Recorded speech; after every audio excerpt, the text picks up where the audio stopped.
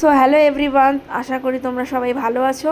আর এই ভিডিওটা হচ্ছে 18th অফ অক্টোবর 2025 অ্যান্ড সেদিনকে ছিল স্যাটারডে।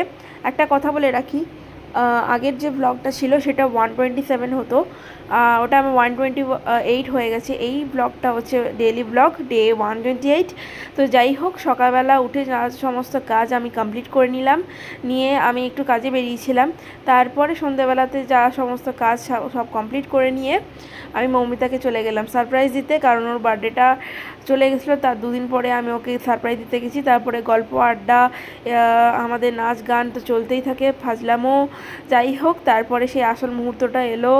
ও কেক দেখে একদম খুব এক্সাইটেড হয়ে গেছিলো, আর কেকটা ওর খুব পছন্দ হয়েছিল, আর চকলেটও খুব ভালোবাসে। আমি জানি ও যখন ভিডিওটা দেখবে ও ব্লাশ করবে, একটু ইমোশনালও হয়ে যাবে। যাই হোক, তারপরে কাকিমা ওকে একটা গিফট দিল।